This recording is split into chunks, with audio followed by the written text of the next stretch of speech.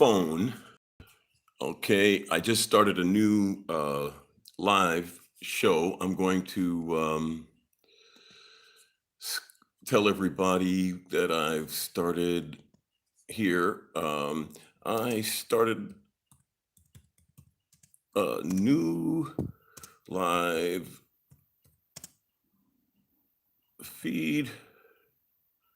Please check. I started a new live feed. Okay, let's do that. And so now we're live. Now it's working properly. Okay, yeah, because I'm using my phone. Let's see if I might be able to try both here. Let's try both here. I'm going to work on this one. My broadcast, will it give it to me through the no audio yet?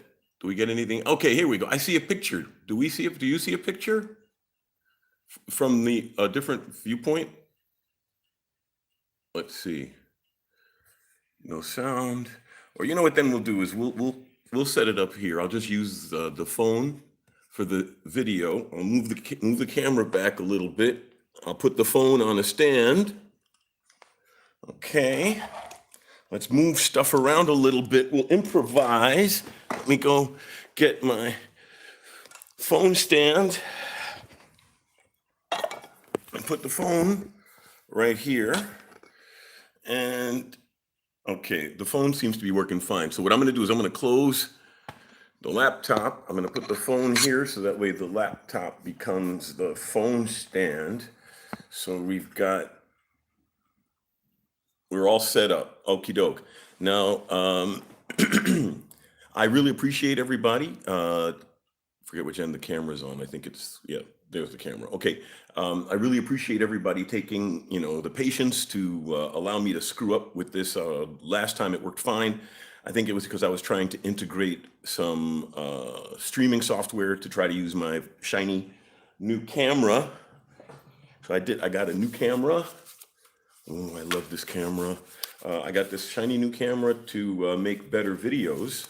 So it's a Canon professional quality. So the live stream may not work in high res, but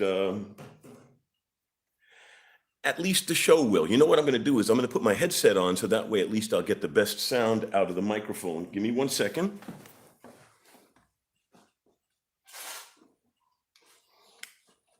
And then we'll launch into our show because we've got some really interesting questions from some of the people from before the show began, and from some of the comments that we got in the last couple of videos that we did. All right. So, yeah, it looks like you're stuck with the it looks like you're stuck with the camera sound. Is that okay for everybody? I'll have it set up properly the next time we do it, but at least this way the show will go on. Okay. So thank you all for your patience. I'm just going to go ahead and use the phone going for this episode, and I'll sort out my video issues, and the show at least will go on. We'll talk about all the stuff that you were talking about. Well, that's great because I'm just using my little telephone here, so shows you how that goes. Now, the first question that I had gotten and that I figured we would kick the episode off on is the issue about winders. Now, a lot of people see that I do have a winder. I keep my watches in a winder mostly for convenience reasons. Let's see. Let me toggle the mechanism. Okay.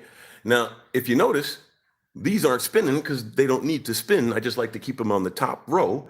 But since this one's a hand wound and this one's got a battery, I don't need to spin this. So I'm just spinning these for convenience sake. And none of these are automatics. Well, I'm sorry, no, this this vintage Mito is an automatic. But and this is an old bumper. This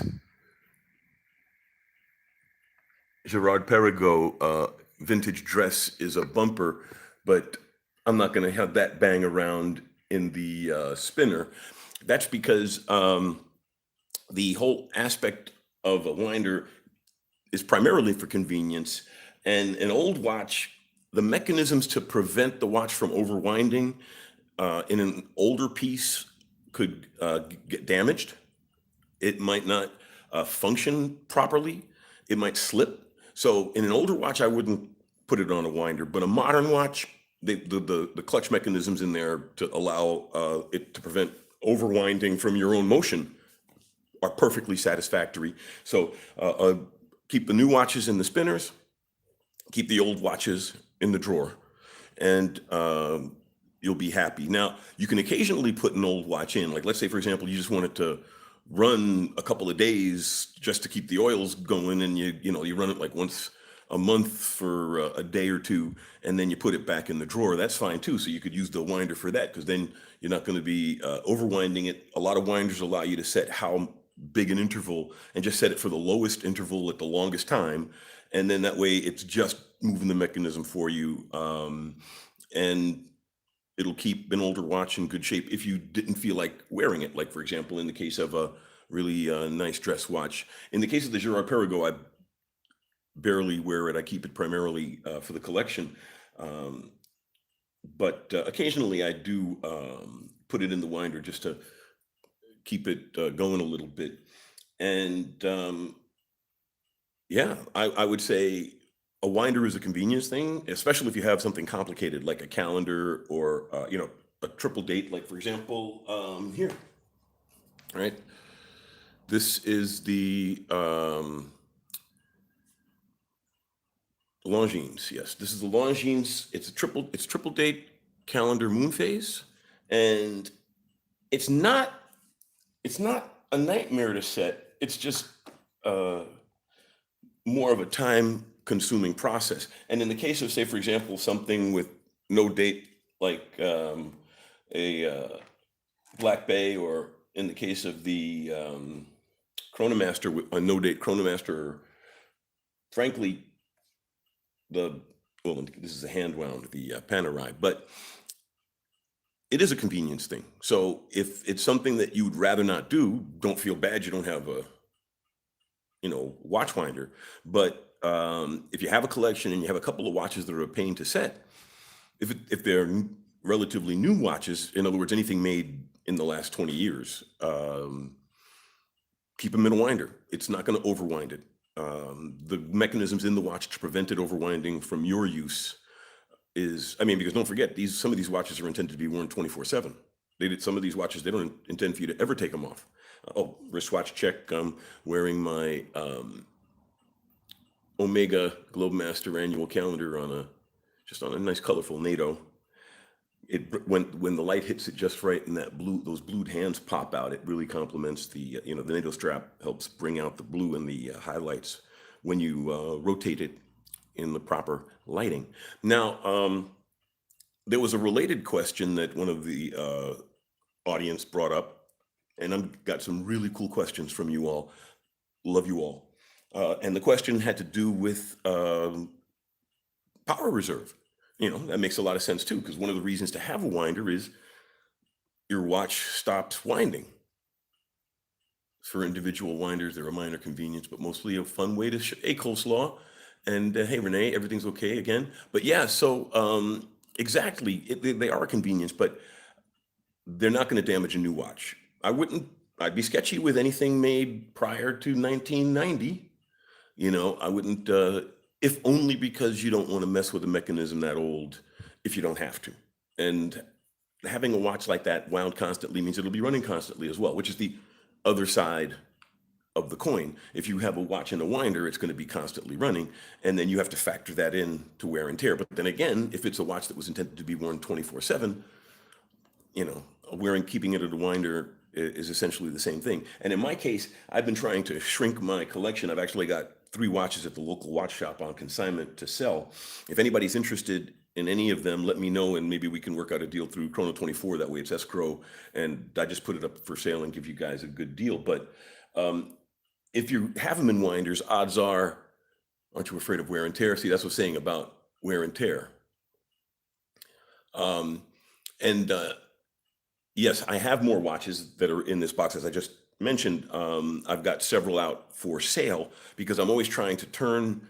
There are some watches that I'll never sell, like this Globemaster, unless I was in like financial hardship.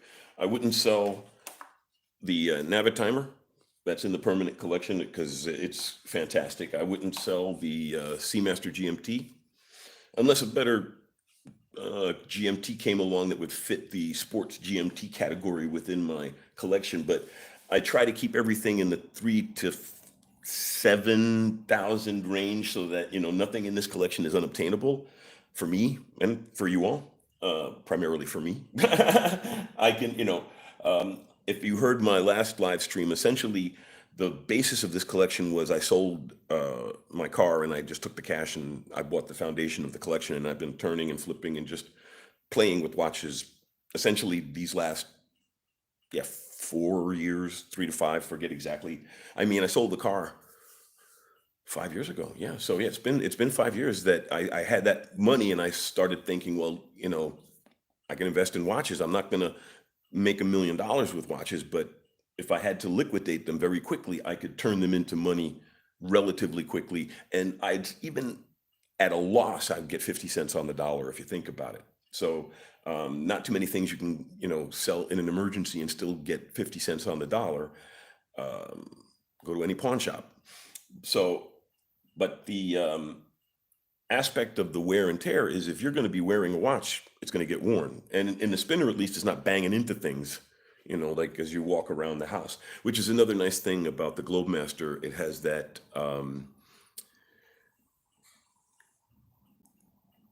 I forget it, a tungsten carbide. Yes, it's a tungsten carbide bezel, which means it's made of the same thing they make drill bits out of. I've never had to worry about this thing scratching. Now, as far as, like I said, the mechanism goes, if you're that worried, what you can do is you can have some watches that you're wearing in high rotation in the spinners, and then have the watches that you aren't wearing in the drawers. So, but as far as number of watches in my collection, I try to keep them so they fit in the box. I have I sometimes wink and nod and take some of the older ones and I put them in my big glass case and pretend that I put them on display, and so frees up a slot. And then when I'm moving watches, I put some of them back. Like some of you may have seen this appear and disappear out of the slots, because since I have 4 watches out. I've got my Alpine regulator. I've got my I always have compliments about my watches. Exactly. Nobody compliment. Well, if you have the newest phone, people will compliment you on it, but then only for the flash in the pan moment that it's newest. You wear a nice Speedmaster, and people will be complimenting on that watch on your grandkid's wrist, male or female. My youngest daughter, she wears a Speedmaster reduced, so that's a 39 millimeter, so that's perfectly good size for a modern lady to wear. 42 would be a little big unless the woman had really big wrists. But the 39, the reduced, is a fantastic Speedmaster as well. But speaking of like a nice watch to put on. But the other issue of watch winders that came up in the conversation was the whole aspect of power reserve. And some watches have a 2-day power reserve, some watches have a 3-day power reserve, some watches have a 10-day power reserve. And beyond the convenience of having the watch, not have to be wound for that weekend that you're not wearing it, or guts of a week that you're not wearing it, the power reserve helps the timekeeping, because one of the oldest problems in watch keeping is what they call constant force. And that's managing the energy of the spring, which gives off energy. Oh, you know what? I had brought the whiteboard just in case I needed it, and I do now. So, for example, a spring, right? It's just a coiled piece of metal, right? The spring is just a coiled piece of metal, and so when it gives off energy, it gives off a lot of energy up front, and then it tapers off, right? And it's about useful to the watch from like here to here.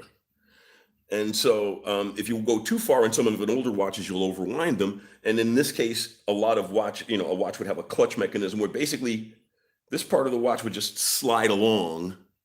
The spring would just slide along on the inside or slide along something in one direction, then catch in the other in its simplest form, but others have more sophisticated mechanisms to prevent it from being overwound. Now, the problem is here when there's a lot of spring energy left in there, but it's at an energy level that's too low for the watch to properly run. There's energy enough to run the watch, but not run it well. So, some of the mechanisms that have been created to address that, forgot the thing, is a remontoire. A remontoire is essentially a secondary spring that then drives the escapement. Make a little pallet wheel and balance wheel, right? So the big wheel, the big spring, winds the little spring, which drives the mechanism. So that way, when the big spring starts to lose energy, it still has enough energy to wind the little spring, and the little spring has the energy then in the proper force to drive the escapement. Now, for example, Gerard Perregaux has a phenomenal solution to constant force escapement where they use a silicon hairspring. And this silicon hairspring pushes and pulls, and this is a horrible representation, but essentially there's a frame and there's this very, very thin silicon hairspring, and then there are these two wheels that shift up and down as the spring flexes, kind of like a credit card flexes. And so that flex provides the driving energy for the escapement. And since it's the flex of the silicon spring that drives the escapement, the main spring can wind down as low as it wants, and there's still enough energy to flex the spring. I've observed that when my watches are on a winder, they tend to run slightly, let's see, they tend to run slightly slower. I'm assuming that's due to the position. Yes, it is due to the position more than it is the winding itself, because don't forget, one of the reasons that you don't need a tourbillon, that they use tourbillons primarily now to show off watchmaking, is the tourbillon is there to compensate for gravity, whereas a watch is designed to be moved around a lot, and they're tested in, say, 5 positions. A lot of winders hold the watch at an angle, and most watches are tested vertically, horizontally, and such on the straight angles, and then a lot of the space in between. But a watch winder, since it's holding the watches at a constant angle while they're moving, that means there's not enough free motion to do any compensation for gravity or compensation for motion. Let's see, what did we say here? The actual balances, this actually balances out nicely. When said watches run around 2 seconds fast a day, almost never have to tweak the time. Well, and that's why, for example, COSC, right? The higher, so constant force escapement. That's why COSC is plus 5 seconds, and it's not, a standard Swiss chronograph was minus 4 seconds and plus 6 seconds to get just straight up Swiss chronometer certification, chronometer at being accurate watch, right? So a 10-second span. And then Rolex went to plus and minus 2 seconds, which is a 4-second span. And Metas is plus 5 seconds, no slow seconds. And it's a 5-second span then, on the same philosophy, better to be fast than slow. So, but what I'm getting to with the constant force escapement is that if you have, say, for example, a 5-day power reserve, and you don't wear it over the weekend, when you pick it up on day 3, it still has a pretty healthy spring reserve in it, and it's probably been running as accurately as it could for that period of time. I mean, also considering the fact that it's lying flat on its back in the drawer or on its side, depending on how stiff the bracelet is. But the longer the power reserve, logically speaking, the longer it's going to be accurate as it winds down. So if there are no questions on winders or mechanisms, one of the other points that were brought up were tools. What should, accessories, what kind of, I was thinking winders, and I thought, okay, what kind of accessories would be useful to a watch person. And I figured let's do a segue with one of my favorite accessories, which is a case. And this is a case with a built-in winder. See, it's a case, it's got batteries, no batteries in it right now because I don't want it to get damaged in storage. But let's say, for example, I have a complicated, thank you for the insight on winders. Oh, the pleasure is mine, pal. Totally mine. I love talking about this stuff. And if I have an audience that's as interested in me blathering on about watches, I'll blather on about watches all damn day. Like I said, so if you have a complicated watch, like a calendar watch or so, sometimes having it in your travel bag isn't enough motion to keep it wound. So when I travel with something like, say, for example, the Longines triple date, I keep it in this winder case so that it doesn't wind down and I have to worry about trying to reset it on the road. Not like I said, it's impossible to reset, but it's not the easiest thing to reset. 1 second, got to wet the whistle. It is 8 o'clock here. Now, watch cases, in some cases, shouldn't use kinetic watches on winders. Okay, now, when you're talking about the kinetic, you're not talking about mechanical issues, okay?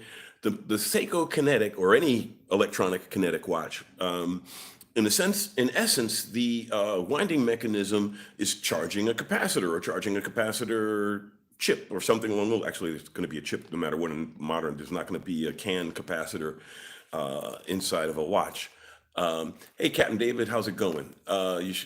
Yukar, I'm glad that you're asking that question about kinetic watches, because the problem with overwinding a kinetic watch is it doesn't have a spring to overwind.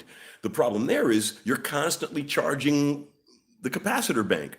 And so unless the watch is designed to bleed off that extra energy, you're creating a long-term circuit wear issue if only the charging circuits on the capacitors are on all the time. You're accelerating the wear in the watch because you're constantly charging whatever the storage mechanism. I don't know if it's purely capacitor based. They might even have a rechargeable cell in there. And if they have a rechargeable cell in there, I'll look up the exact energy storage mechanism on the kinetics. But if it's a rechargeable cell inside the kinetic, then that's an even bigger issue because depending on the cell chemistry, if you overcharge or if you keep it at its top charge over too long a period of time, it's not good for the storage electronics. So it's not that the kinetic watches can't handle the winding mechanism. It's that the charging electronics, you'd be challenging them. Got a kinetic using an auto quartz movement, that the Swiss version of the kinetic is usable with a watch winder. Yes, it is usable with a watch winder. Arguably, Renee, I would say that the Swiss, knowing that you're going to be sticking it in a winder, maybe they put some type of energy bleed off mechanism. The mechanism is different from Seiko's mechanism. See, so I would make the argument that the Swiss mechanism is taking into account the potential for overwinding, and potentially that the Seikos don't. One of the things I don't like about Seiko, they have phenomenal engineering, but I think they treat their lower end watches shabbily. If it was a Grand Seiko, they'd probably have some kind of a high-end Texas Instrument battery charge IC monitoring everything. Cases, just want to finish up really quickly on cases. You can have a case that'll keep the watch without having to bend the bracelet, and cheaply, this is a $14 case, and protects the watch just as well as an expensive case. I mean, it's not as pretty as an expensive case, but for throwing into your carry-on bag, and always carry on with your watches. A one watch case is always good if you have one on your wrist and one in the bag, depending on what your trip is. See, in some cases are designed to hold the watch with, say, for example, a leather or a cloth strap, so it can be folded. Some watches lend themselves better to this type of a case, and this is a harder case, so in some senses, if you're really worried about it getting damaged, a case like this, and you can put the watch in and it'll hold in a relatively, if you have a metal bracelet, it shouldn't challenge the bracelet too much, and this is a little bit of a harder case. Now, then we go to a 2 watch case, or if I mean 4 watch. See, so a watch case of this nature, and always keep a desiccant. One of the desiccant bags. Keep them in there because then it'll keep the watches in good shape. And see, so you can carry 4 watches. So then you have 4 in the bag and 1 on the wrist. And I have an 8, and I have my phone number on here. So that way, if somebody ever finds it, after they stop laughing at the fact that I actually think that they might call me, once they stop laughing, they might think, well, they could probably get a good finder's fee out of me for it. And hell yeah, I would give a good finder's fee for anybody finding this full of my watches. And then they don't have to worry about running from the cops. I just picked up a 3-watch coleslaw. Hey, hi, coleslaw. I just picked up a 3-watch travel case where the pillows have little rails that slide into the case. See, those are nice cases. I've seen those too. Some use snaps. And that's the other thing about a good case, depending on the case. Like, for example, this case, I can't put in a stiff metal bracelet. So I have to use one of the other cases. Oh, there we go. Curious what my favorite German watch brand. My favorite German watch brand, if I had the simoleons, would be A. Lange und Söhne, and because they make awesome watches. I actually just had, if you look at my Instagram feed, I just had a Sin 140 in my hand, and if I had my druthers, I'd buy a Sin 140 right now because, I just missed the opportunity on Chrono 24 to pick up a Rattrapante, which is a split-second Omega Speedmaster. Someone had it on for 2,600 euros, and I was just waiting for a refund from Chrono 24 from a sale that fell through on a Speedmaster 4, because I sold my Speedmaster and I want to get a new one. But I don't want to get just a regular Speedmaster. I want to get something quirky because I have the Speed Sonic, which I'm actually also trying to sell right now. If you want the Speed Sonic, let me know. But I thought I would get something else so that way I could also review it for the show and it'd be a different Speedmaster. Case-wise, then, this is my case that I just carry if I want to like walk to a watch shop and try to impress people. Then I put my watches in here, and then I look like one of those douchey guys with all the Ferrari, with the Ferrari and the 12 Rolexes that magically appeared in his case. So cases. Okay, what is someone just bought a Mühl Glashütte? Yes, they make some nice pieces. I like on their day date that they have the date on the one side of the hands and then they have the day on the other, which is an interesting configuration. They really do some interesting, challenging designs. I like Müller Glashütte. That's heavy duty. A Sim 140 it's not the 140. It's a Lemania derived movement. I realize that people say, yeah, it's the same if it's derived. It's a Lemania 5100 base in the 140.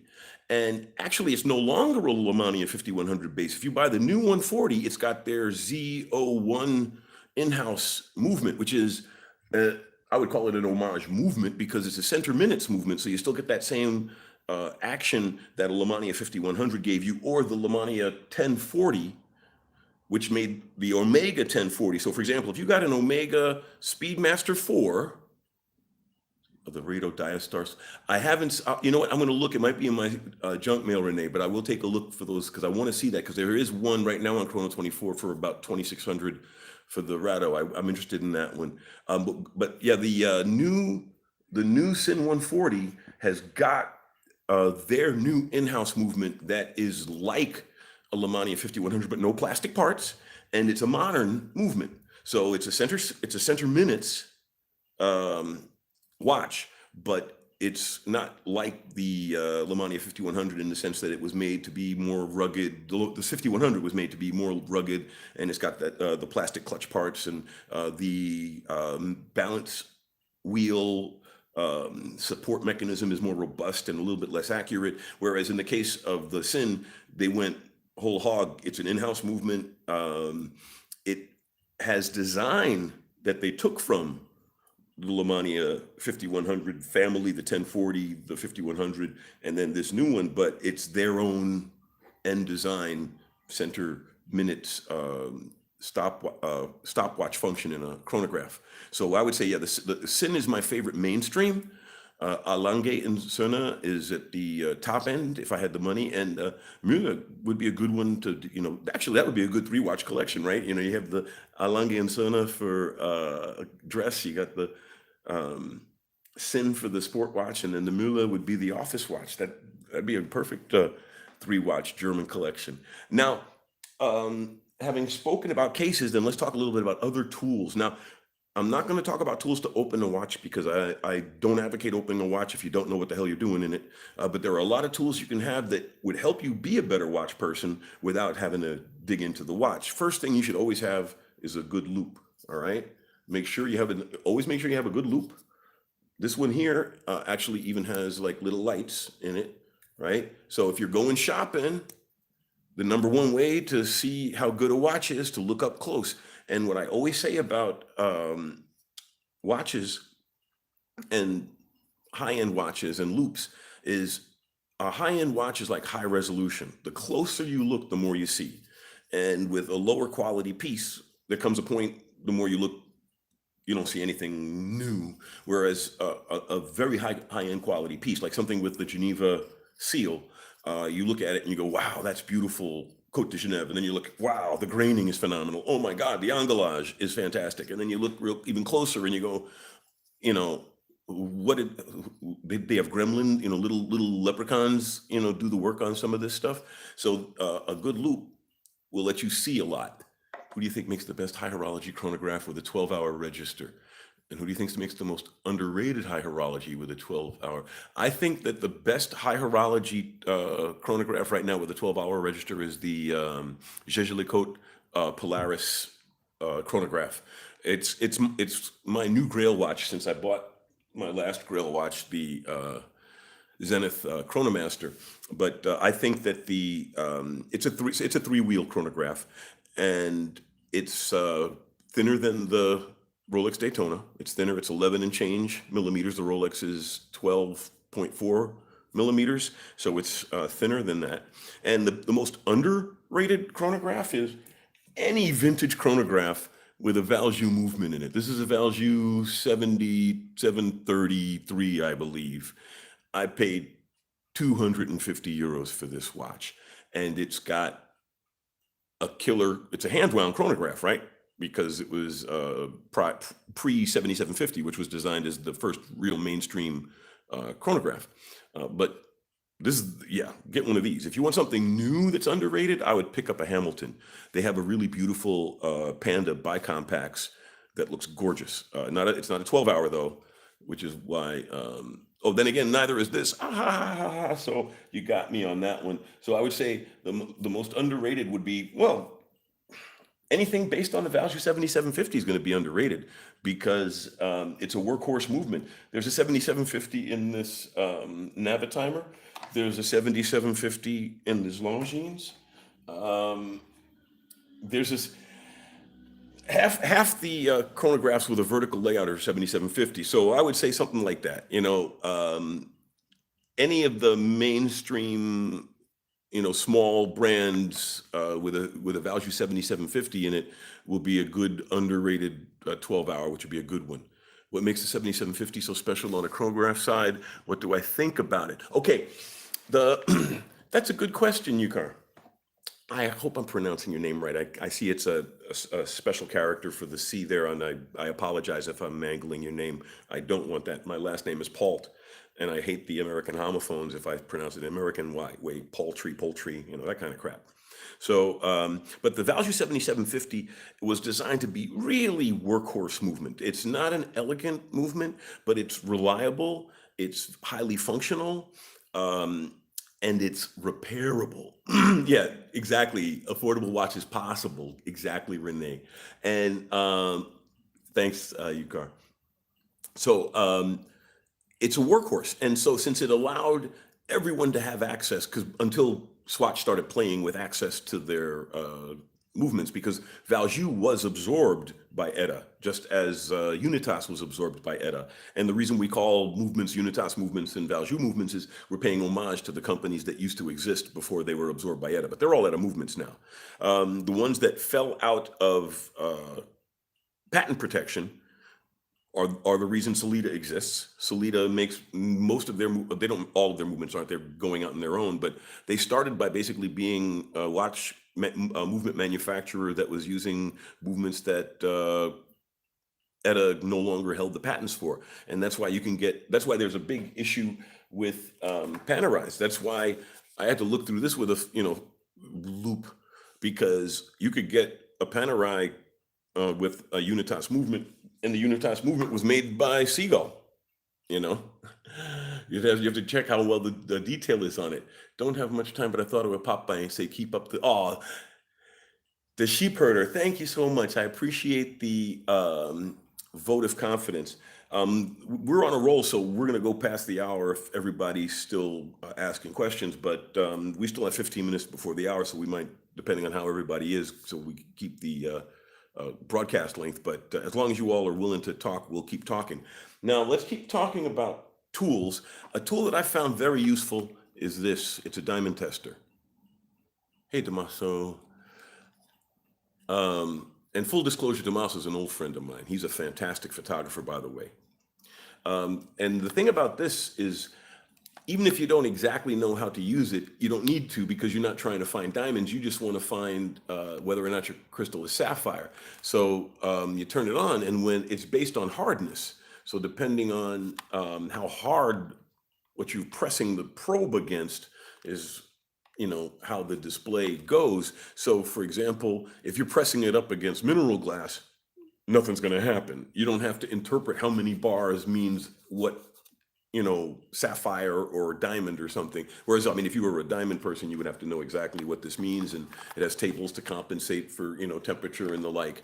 But if you're just using it to find crystal, if the crystal on your watch is a sapphire or not, which is the number one way to find a fake, because most fakes, unless it's a super clone, most fakes don't have sapphire crystals, right? So here, for example,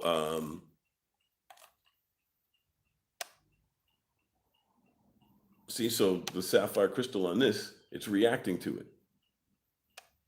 Okay. And if I had something that did not have a sapphire crystal, that just had a mineral glass, see, only one bar. So it's hard, but it's not as hard. So you can spook them out, right? So for example, in the case of the Panerai, right, you go, so really good sapphire on that one. Although it could also be that now that this is warming up, you see, so, okay, there we go.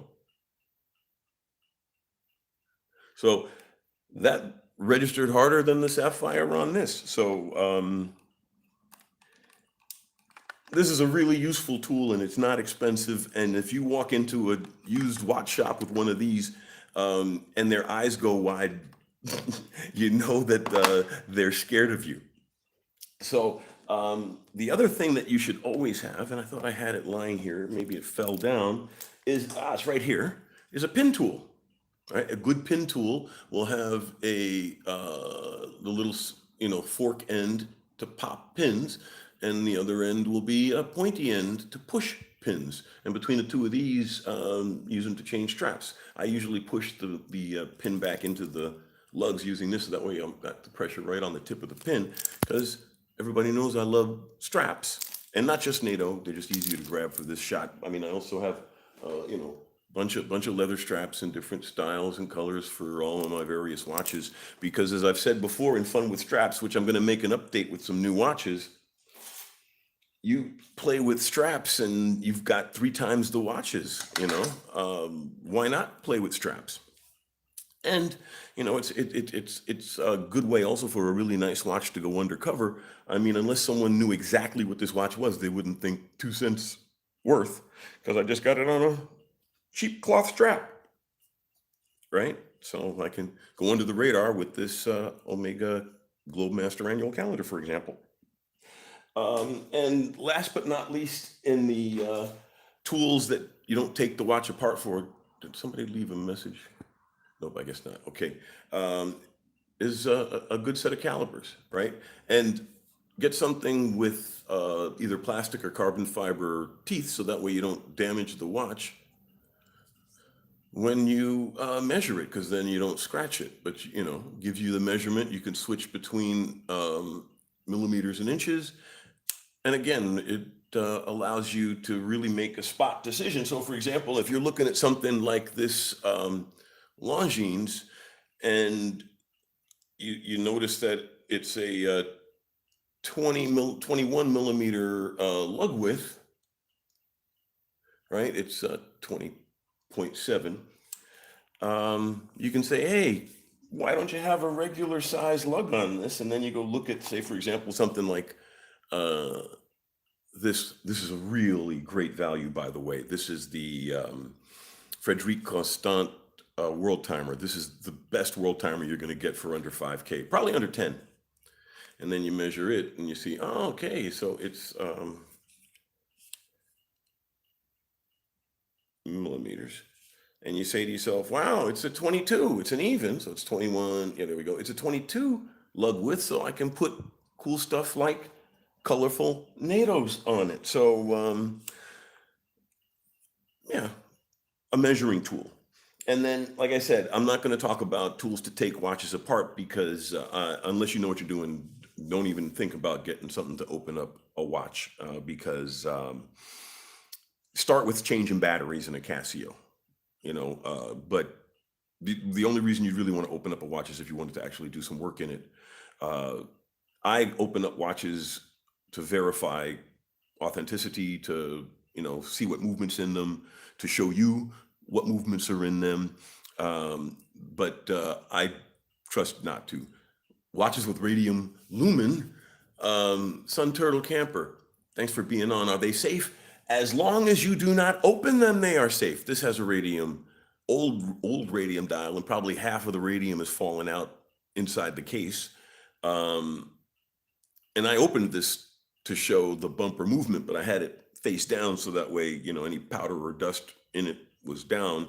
And then I put the cover back on, and so any uh, old radioactive material is still inside. And also, the amount in a single watch isn't a big issue because it's not all radium in there. They mixed the radium with a phosphor pigment that magnified the glowing effect by sympathetically glowing to the radium output. But as radium half-life, I believe, is, I'm not going to sound stupid and guess at the half-life, but it's definitely not as long as uranium. It becomes radon, right? But radon is still radioactive, but it doesn't glow. So it's not safe in that sense. Now, in the case of turning to radon gas, that would outgas from the watch. But then, like I said, you're talking about, well, if it's outgassing over a period of 30 years, 50 years, actually, this watch is probably 100 years old now if it's from the 20s.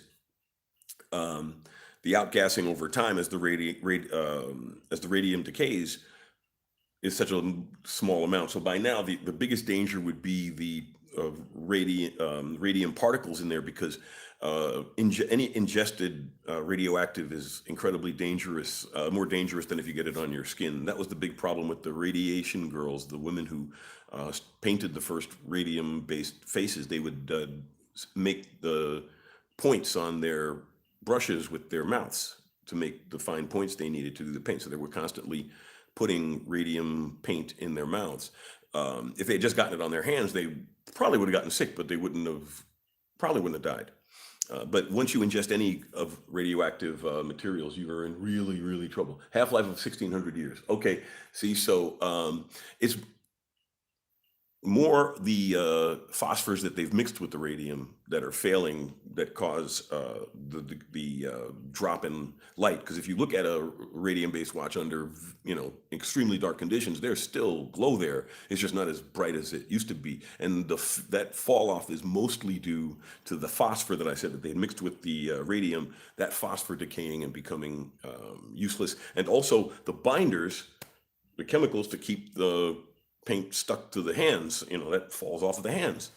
That's another nice thing about the newer luminous treatments. They're more stable, they're stickier, they stay where they're put longer. So radium in the individual watch isn't a real issue, but radium, if you had like a lot of old watches, or if you were a watchmaker with a lot of old watches, I would definitely have an air hood set up, and I would vacuum out all of the watches before I even started working on them to minimize any particulate risk from radium. So let's see. We've got a little bit of time left. I was going to talk about some of the stuff from the weekend watches. If anybody wants me to toss out a question about something they saw, I watched all of the major shows in case anybody wanted to talk about them. Bark and Jack. Uh, I even watched the Time Teller, who's not my favorite, but I wanted to make sure I saw some of his stuff recently. And Teddy Baldassar is talking a lot about the Rolex controversy. Well, so is Federico over at Federico Talks Watches. And Adrian over at Bark and Jack talked about sympathetic value watches, watches that belong to your parents or watches that you have attached to something special in your life. So there are a lot of things about watches that we can talk about.